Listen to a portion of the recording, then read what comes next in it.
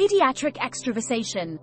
Jen David is a pediatric nursing expert at Apex Health Associates. She has extensive experience as both a child and adult registered nurse. She is experienced in providing expert opinions in extravasation cases. Pediatric extravasation is a medical emergency that can occur when intravenous, IV, fluids or medications leak into the surrounding tissues instead of flowing along the intended venous pathway. Early identification of high-risk patients, plus early recognition and intervention of extravasation can substantially reduce the impact of injury. Risk factors for extravasation injuries include neonates, using small or fragile veins, insertion across joints, sedation and poorly secured cannulae. This can lead to pain, edema, and in severe cases compartment syndrome or nerve compression. Clinical signs and symptoms.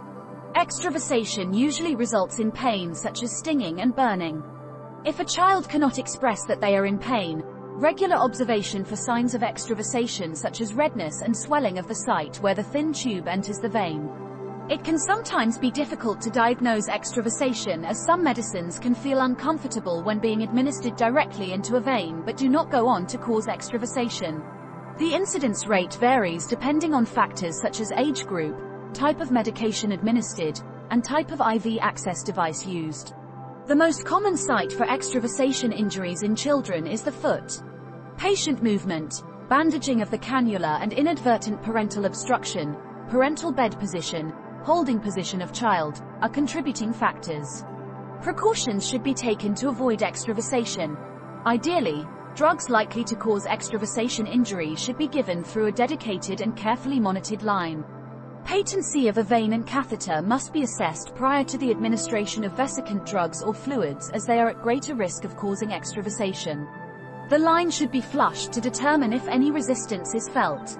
Staff must follow relevant guidelines for aseptic techniques for procedures, for the insertion of intravenous cannulae, IVC, and the administration of intravenous fluids and medicines. Some medications that can cause extravasation include vesicant drugs such as chemotherapeutic agents, contrast media, certain antibiotics, and seizure medications. Acidic or alkaline preparations and those with an osmolarity greater than that of plasma can also cause extravasation injury. Cytotoxic drugs are the most common cause of extravasation injury. Extravasation from cytotoxic drugs can take several hours or days to develop. Extravasation is not always apparent at an early stage. Nurse experts play an important role in providing the court with independent opinions. They provide expert advice in legal cases involving extravasation injuries by reviewing medical records, conducting research on best practices for IV therapy administration and providing expert opinions on whether standards were met or breached. This is a highly complicated area of clinical practice and experienced experts are required to establish and comment on the issues involved. Pediatric extravasation is a medical emergency that requires prompt identification and intervention to reduce its impact on children's health outcomes. These are complex clinical situations and require an experienced nursing expert witness to comment.